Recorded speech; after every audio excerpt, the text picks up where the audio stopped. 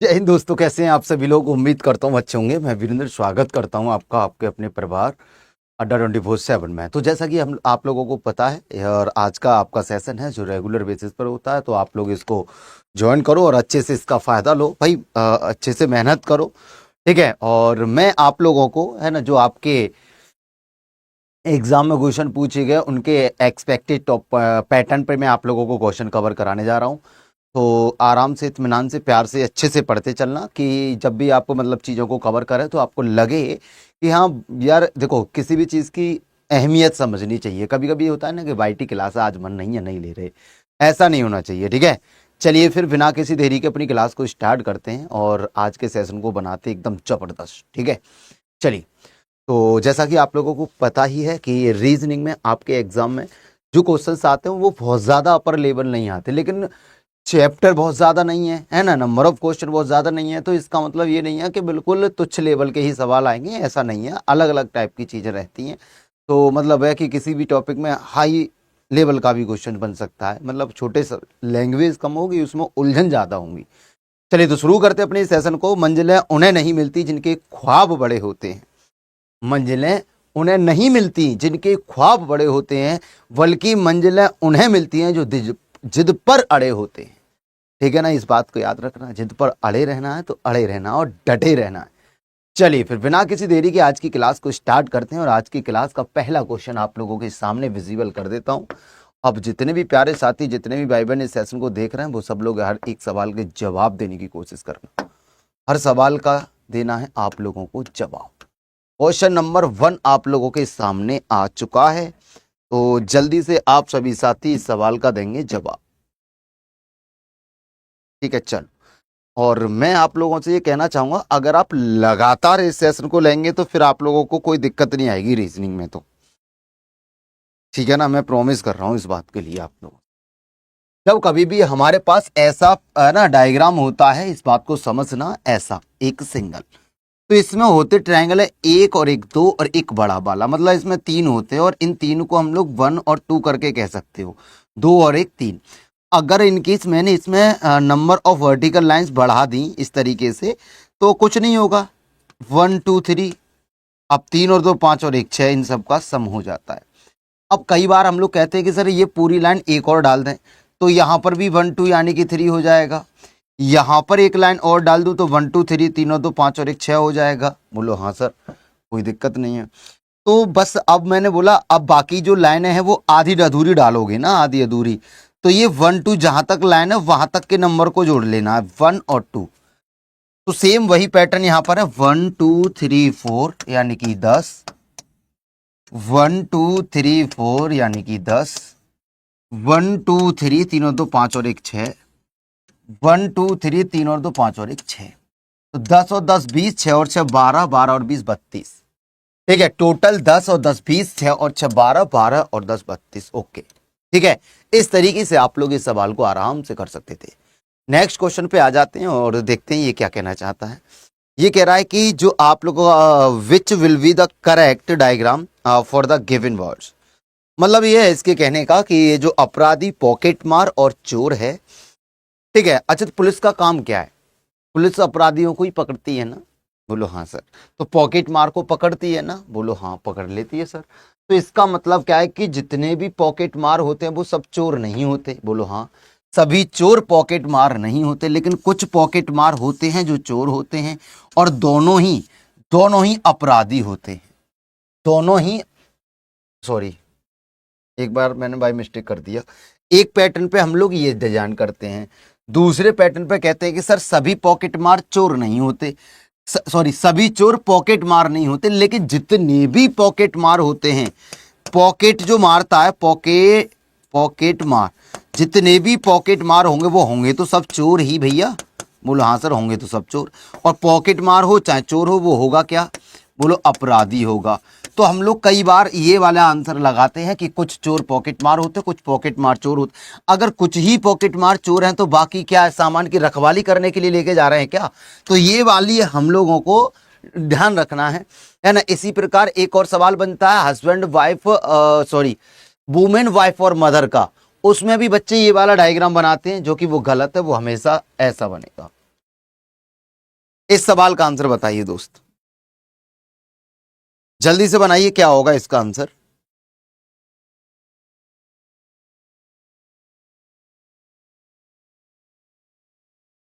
बनाओ जल्दी से, क्या होगा इसका आंसर।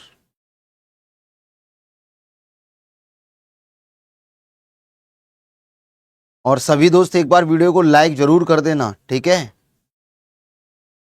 चलो, ये कह रहा है कि अंग्रेजी जो वर्णमाला है ना, है जो अंग्रेजी वर्णमाला में बाईं ओर से जो 9 नंबर का बाएं से 9वां अक्षर है, और एक है बाईं ओर से 21 नंबर का लेटर।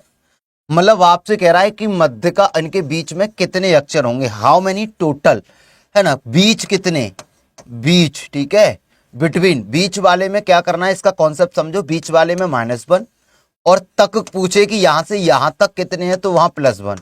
ये -1 और +1 का जो कॉन्सेप्ट है, ये क्या है सर, है ना। जैसे कहता है ना कि H से S तक, और H तथा S के बीच, H और S के बीच, और या H से H तक, यानी दो बातें निकल के यहां पर आती हैं। तो हम लोगों को 21 में से 9 को लेस करना है। 21 में से 9 निकालोगे तो 12 बचेंगे। अब ध्यान रखना कि हमें 9वें लेटर से 21 के बीच के लेने हैं, तो 21 में से तुमने 9 निकाल दिया, लेकिन आप समझो कि 9 और 21 के बीचों बीच में, मतलब ना तो 9 लेना ना 21 लेना, 21 में से 9 निकाल दो, है ना, और 21 वाले के लिए 1 कम कर दो, तो 11 लेटर होंगे। ये तो कह रहा कितने अक्षर होंगे, के बीच में कितने अक्षर होंगे, तो 11 होंगे, ये गलत है, ठीक है। और ये जो सवाल है कि बीच में अगर इन दोनों के ठीक बीच पूछेगा, ठीक बीच में पूछेगा, तो दोनों को जोड़ देंगे, 21 + 9, है ना, /2, दोनों को जोड़कर आधा, 30/2, यानी कि 15, और 15 पे आएगा O, है ना। इनके बीच में 11 अक्षर होंगे, और इनके ठीक बीच में, है ना, इनके ठीक बीच में जो अक्षर होगा, इन दोनों के ठीक बीच में होगा भैया O। 15 नंबर पे O आता है ना। अभी ये कह रहा है कि कितने होंगे, तो आंसर हो गया 11, और बोला के बीच में कितने कह रहा है, कि ठीक मध्य में अक्षर पूछता तो O आ जाता। तो ये जो आंसर बनेगा इन दोनों के ठीक मध्य का है, ठीक है, ठीक है भैया, ध्यान रखना। ये जो आंसर बनेगा, बोलता है इन दोनों के ठीक बीच, यानी कि ठीक मध्य, एग्जैक्टली बिटवीन, एग्जैक्ट मिडिल, ठीक है।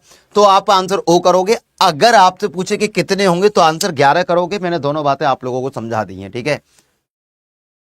बनाइए इसका आंसर, बनाइए, क्या बनेगा, बनाइए बनाइए बनाइए।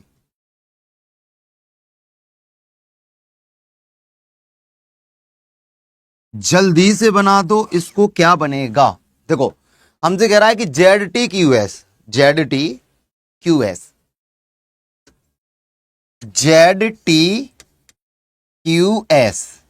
को लिख रहा है PVUW, PVUW, ठीक है भैया। चलो, हम लोग जानते हैं कि ये 26 हो गया, ये 20 हो गया, ये 17, और ये 19, ये लल्ला 23 है ना, ये 21 है, ये 22 है, ये 16 है। आप लोग इतना जानते हो कि भाई 26 में से 4 घटा दो, 20 में से 4 घटा दो, दोनों तरफ 4-4 कम करने पर ये मिलेंगे। 20 में से 4 गए 16, 26 में से 4 गए तो 22, 17 और 4 21, 19 और 4 23। चलो भैया, बिल्कुल सही है ना। अब हमसे ये कह रहा है कि MJ, है ना, WA, ठीक है बाबू। चलो, अब आप क्या करोगे दोस्त, बोलेंगे सर इसमें से 4 कम, इसमें से 4 कम, दोनों में से 4 कम करोगे, 10 में से 4 गए तो 6, 13 में से 4 गए तो बाबा कितना बचेगा, बोलेंगे 9 4 13 होते हैं सर, आई आ जाएगा, ठीक है। चलो भैया, आई आ जाएगा। अब हमको पता है 70 और 4, लास्ट के दो में 4 4 को ऐड कर देना है। 23 और 4 27 पे क्या होता है, बोलेंगे 23 और 4 27 पे गुरुजी A हो जाएगा, A, ठीक है बाबू। चलो, अब इसमें 4 जोड़ूंगा, 4 और 1 5 पे क्या हो जाएगा, E हो जाएगा। तो FIAE, FIAE, यानी कि option D is the correct answer of this question. इस तरीके से चीजों को आप लोगों को कवर करना धीरे धीरे से है। चलो भैया, आगे आ जाते हैं। इस सवाल का आंसर बनाइए, लुप्त पद को ज्ञात करना है ना, फाइंड द मिसिंग। बताओ क्या बनेगा, बताओ जल्दी से क्या बनेगा, जल्दी से बनाओ क्या बनेगा।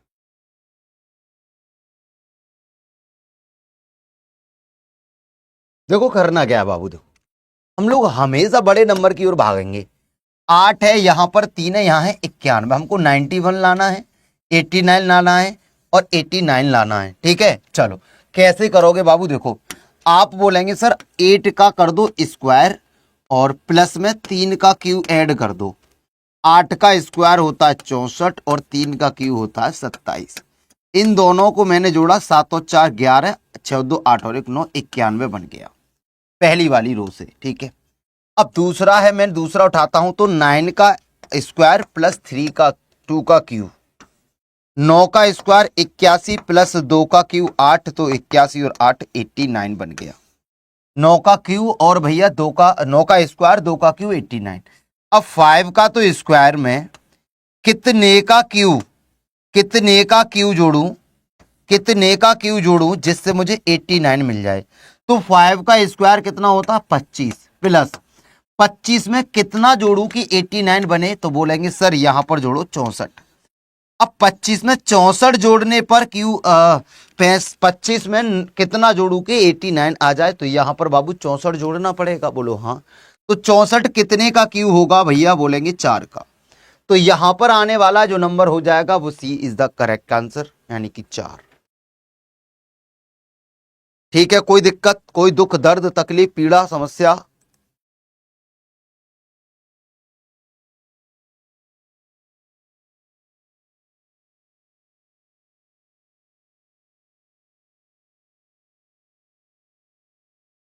चलो आगे देखते हैं। अब ये सवाल है बिल्कुल नए अंदाज में जो तुम लोगों के सामने आ रहा है, तो इसको थोड़ा पेशेंस के साथ कवर करो दोस्त, है ना। ये कह रहा अगला अक्षरों का समूह क्या होगा, है ना। चलो सोचो, सोचो क्या बन सकता है इसका आंसर,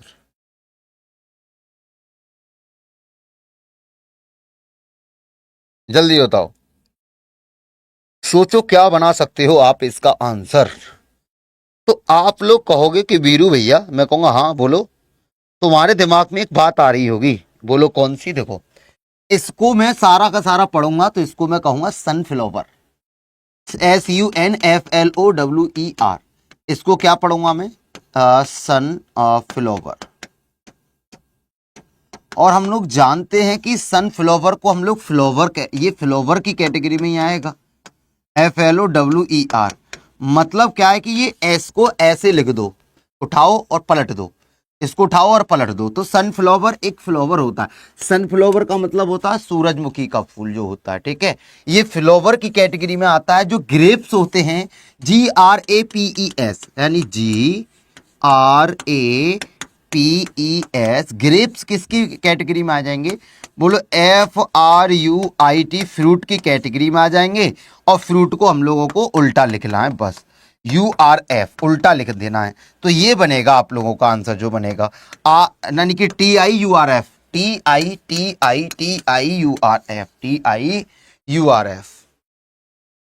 TIURF।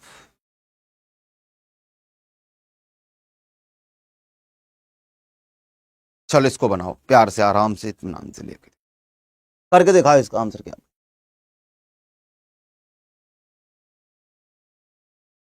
जल्दी बताओ क्या बनेगा इसका आंसर।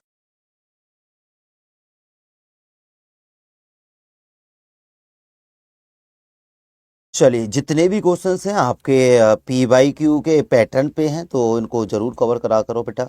उनके आधार पे, अब जो आ गए उनको क्या कराना, उनके बेस, उनके आधार पे करा दो। और उनको करा भी चुका हूं मैं, है ना, मैंने दिखा भी चुका हूं आप लोगों को पूरा हूबहू पेपर आप लोगों को इसका कैसा आता है। ठीक है, चलो देखते हैं। ये कह रहा है कि 7 नंबर क्वेश्चन की कुछ JQMN है, यानी जो J और Q है ना कुछ, वो MN की कैटेगरी में आएंगे और कोई MN PZ नहीं है, कोई भी MN क्या नहीं है, PZ नहीं है। अभी कह रहा है कि सम JQ कैन बी PZ, यानी कि कुछ JQ हैं जो PZ हो सकते हैं। बोलो हाँ। देखो सर, अगर मैं इसकी बात करूं कि ये पूरा का पूरा जे पीजेड में जा सकता था, जे क्यू, बस इतना हिस्सा नहीं जाएगा। तो इतना अगर नहीं जा रहा तो कुछ ही तो नहीं है, कुछ ही हिस्सा तो नहीं जाएगा, बाकी इससे इसका कोई प्रतिबंध नहीं है। जैसे एम एन का पूरा प्रतिबंध है पीजेड से, मतलब संभावना, पॉसिबल कंक्लूजन केवल एम एन और पीजेड के नहीं निकलेंगे। लेकिन आप लोग ये कहेंगे कि भैया जे क्यू को उठा के मैं पीजेड में कर सकता हूं, जब मैं जे क्यू को पीजेड की तरफ ले जाऊंगा तो ये वाला हिस्सा रह जाएगा, बाकी कुछ हिस्सा चला जाएगा। तो बोलो बात सही है, सभी पीजेड जे क्यू हो सकते हैं, सारे पीजेड को उठाकर मैं जे क्यू के अंदर ला सकता हूं, बस इससे अलग रहेगा। बोलो हो जाएगा, पॉसिबल है। तो यहां पर दोनों ही सही हो जाएंगे, first and second both follows. ये पीजेड की जगह है ना, जैसे यहां पर है, ये वाला होता सभी जे क्यू पीजेड हो सकते हैं, तो ये हो जाता लल्ला गलत। सभी पीजेड जे क्यू हैं। अब देखो ये, अब ये गलत हो जाता, और इसको मैं लिखता सभी पीजेड एम एन हो सकते, एम एन, तो ये गलत हो जाता। एम एन जे क्यू की जगह एम एन होता, तो मतलब इन दोनों में किसी भी प्रकार का पॉसिबल कंक्लूजन ट्रू नहीं होगा। इसको बनाओ जरा,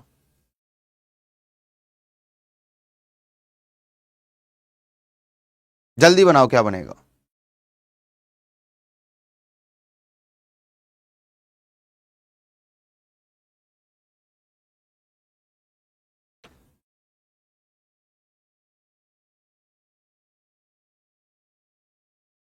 जल्दी से बताओ।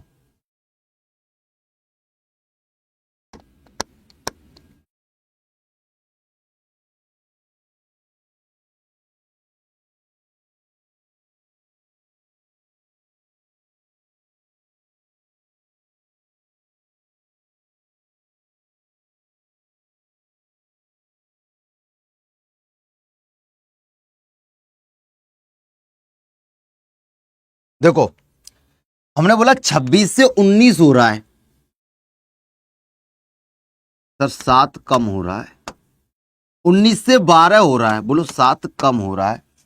12 से जैसे ही 7 कम करोगे तो क्या आएगा लल्ला? ई आएगा। और जिस ऑप्शन में पहले आपको ई दिख जाए वही तो आंसर होगा।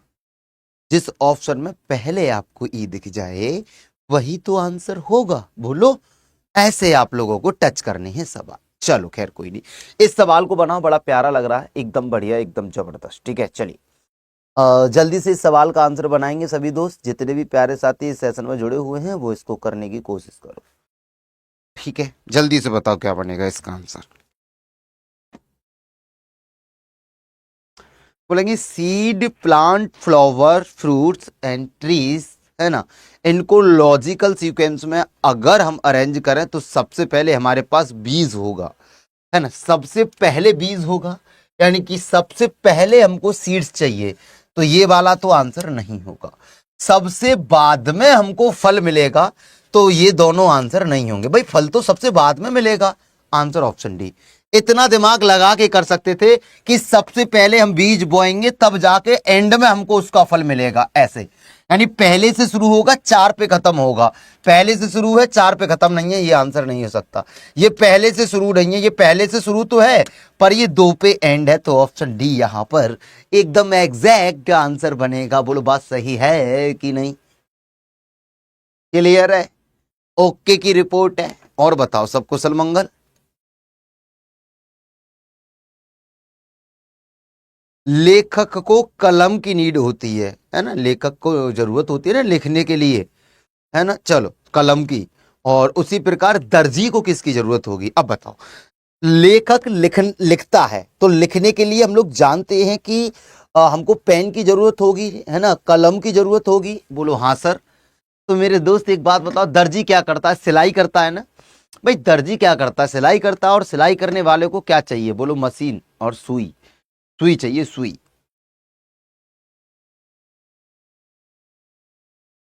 ठीक है, क्या चाहिए? सुई चाहिए सर, सुई, है ना। चल आगे आ जाओ। अगर शर्ट परिधान से संबंधित है, 11 नंबर कह रहा कि शर्ट इज रिलेटेड टू परिधान, तो मतलब हार किससे होगा? नेकलेस है ना, नेकलेस जानते हो? जल्दी बताओ क्या होगा।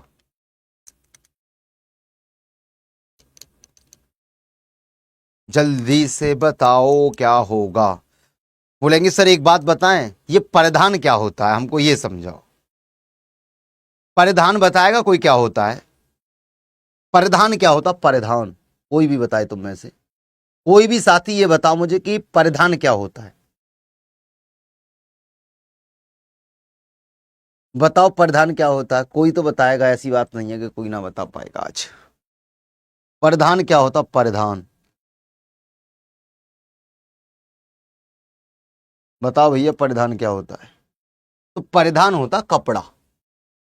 परिधान यानी कि अफेरल जो होता है वो कपड़ा होता है, कपड़ा, क्लोथ्स, ठीक है। चलो, तो शर्ट तो इसके अंतर्गत आता है। हार आता है हमारा किसके अंदर? बोलो जंजीर नहीं हो सकते ये हार, सोना डायमंड का भी हो सकता है वो तो। बोलेंगे गर्दन, बोलो पहना जाता है गर्दन पे, बट अगर बात करें कि किसके ग्रुप में आएगा तो आभूषणों की श्रेणी में हम हार को रखते हैं, ठीक है। आभूषण की श्रेणी में हम लोग हार को रखते हैं।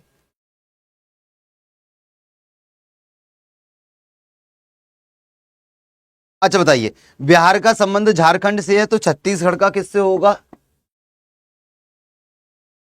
बिहार का संबंध झारखंड से है तो छत्तीसगढ़ का किससे होगा? बोलेंगे बिहार से बना झारखंड।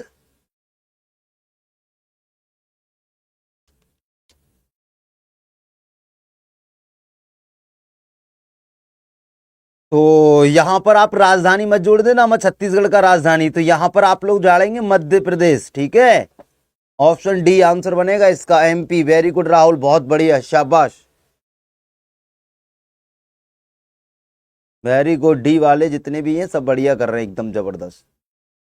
गुरुत्वाकर्षण की खोज हुई थी तो टेलीफोन का क्या हुआ भैया? गुरुत्वाकर्षण की तो खोज मान ली, चलो सर, हाँ गुरुत्वाकर्षण की खोज हुई है, ठीक है। गुरुत्वाकर्षण की क्या हुई है? खोज।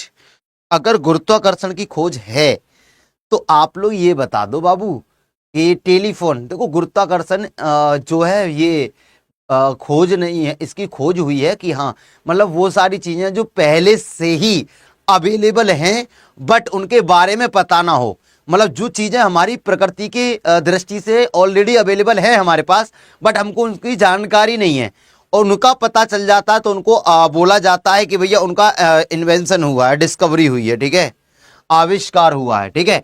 अब जो टेलीफोन है, टेलीफोन का तो सॉरी, अरे यार मैंने क्या बोल दिया, हाँ गुरुत्वाकर्षण की डिस्कवरी हुई है, मतलब जो चीज हमारे पास है पर हम उनको ना तो समझ पा रहे हैं ना हमने कभी देख, कोई चीज ऐसी अभी और हो हमारी नेचर में जिनके बारे में जिससे हम बिल्कुल भी रूबरू नहीं है, और वो अचानक से कोई भी व्यक्ति उसको देखे और उसको मतलब एनालिसिस करके बता दे इसका ये काम है और ये पहले से ही हमारे पास अवेलेबल है, तो कहते हैं उस चीज की खोज हुई है। अब न्यूटन वाला जो रोल है ना। चलो, तो खोज हुई है गुरुत्वाकर्षण की, तो आप बोलेंगे टेलीफोन का तो सर आविष्कार हुआ है, इन्वेंशन हुआ है ना, इन्वेंशन हुआ है, आविष्कार कहते हैं इन्वेंशन को, ठीक है। डिस्कवरी होती है खोज, ठीक है। चलो, बहुत सही।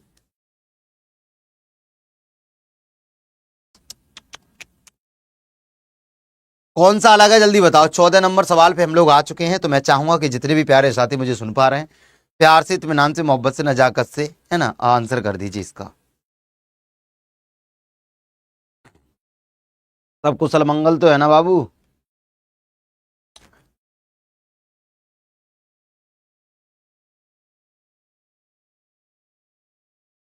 देखो कुछ नहीं करना बेटा। निम्न में से कौन सा समूह है अलग है, तो बोलेंगे एक तो है सर सुरंग, एक है बंकर, एक है कुआं और एक है भवन। वी नो डैट कि भवन यानी कि जो बिल्डिंग है वो जमीन के जस्ट ऊपर होती है ना। जैसे ये तुम्हारी जमीन है, ये तुम्हारी पृथ्वी है मान लो, इसके ऊपर तुम है ना महल बना दोगे, बिल्डिंग बना दोगे, लेकिन जो सुरंग बनेगी वो जमीन के अंदर बनेगी, है ना। जो बंकर होगी, जो खाई होगी वो भी इधर बनेगी, और वो लेंगे जो सर कुआं होगा वो भी जमीन के नीचे होगा। तो यहाँ पर जो आंसर बनेगा वो option D is the correct answer of this question. Next question of this question, very good, बहुत बढ़िया। Next question on your display, ठीक है। चलिए बताइए जल्दी से क्या होगा इसका आंसर। 15 नंबर सवाल का आंसर बताइए क्या बनेगा।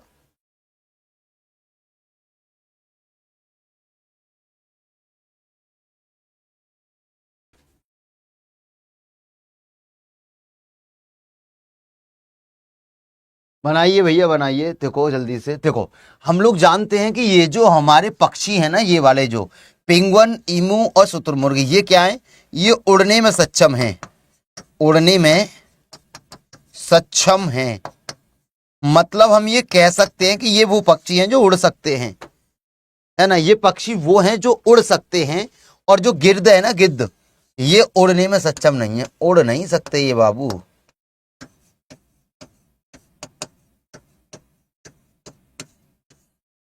ये उड़ नहीं सकता, तो option A is the correct.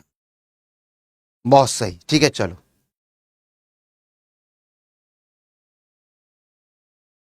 बताइए कैसा रहा।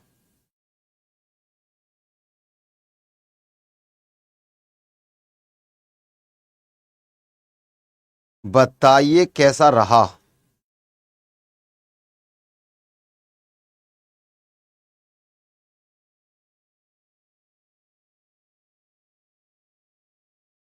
चलो इसके बारे में कुछ जानते हैं आप लोग। 16 नंबर सवाल पे हम लोग आ चुके हैं, तो जल्दी से बताइए कि क्या आंसर बनेगा।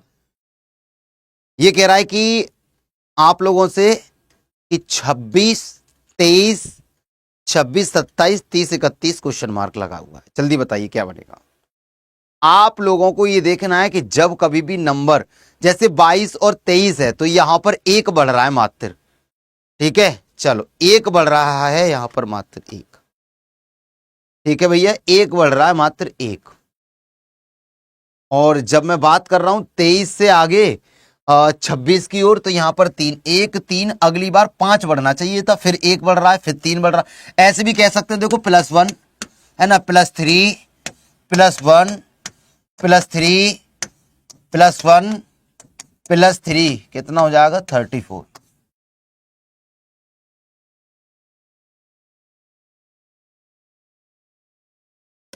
चलिए नेक्स्ट पे आ जाओ।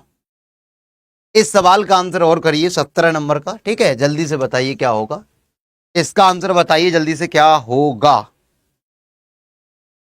एक नंबर सवाल है आप लोगों के सामने, इसको करने की कोशिश करो, बहुत मजा आएगा।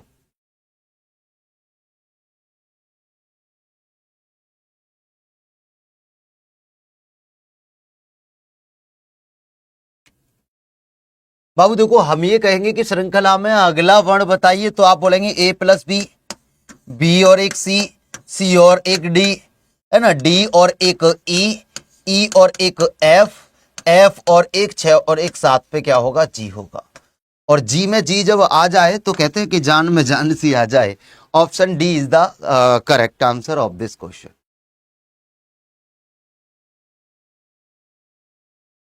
हाँ बिल्कुल बेटा, बहुत अच्छे, शाबाश। चलिए आगे करते हैं। इस सवाल का आंसर मुझे आप लोगों से चाहिए कमेंट बॉक्स में, ठीक है। कहां चाहिए, कमेंट बॉक्स में चाहिए, कमेंट बॉक्स में। अगर आप चैप्टर वाइज पढ़ना चाहते हैं, चैप्टर वाइज डीप में, अच्छे से, प्यार से, इत्मीनान से, तो आप मेरे साथ 5 PM पर जुड़ेंगे, ठीक है। 5 PM पर, 5 PM पर रेलवे अड्डा 24/7 एंड आप और चैप्टर वहां से बिल्कुल आज बिल्कुल फ्रेश टॉपिक शुरू करेंगे। ITI अड्डा 24/7 पे भी आप लोग मेरे साथ जुड़ सकते हो, ठीक है। तो आप लोग जरूर जुड़ना, ठीक है। और मैं आपका इंतजार करूंगा, और बेहतरीन ऐसा टॉपिक लेके आऊंगा जो तुमको एकदम मजा दिला देगा। पढ़ने के बाद एकदम अंदर से ऐसी फीलिंग आएगी कि वाह गुरुजी वाह, एकदम तुमने तो कहर ही ढा दिया। ऐसे भी चीज़ों को पढ़ा जा सकता है, डीप में पढ़ा जा सकता है। तो मैं आप लोगों को एकदम ज़बरदस्त और लाजवाब तरीके से पढ़ाऊंगा। और आज का टॉपिक है मेरा घनघनाव का, तो आप लोग आना, ठीक है। फिर आज के लिए इतना ही रखते हैं। Okay bye bye, take care, thank you so much, love you guys. आज के लिए इतना ही, ठीक है। और ऐसे ही लगातार अपना प्यार बनाए रखो, अच्छे से मेहनत करते रहो, रेगुलर जुड़ेंगे, ठीक है। जी फॉर ग्रुप डी, अच्छा, ठीक है, चलो कोई बात नहीं है। तो आज के लिए इतना ही। Okay bye bye, take care, thank you so much, love you guys, जय हिंद जय भारत। सेशन कैसा लगा जरूर बताना।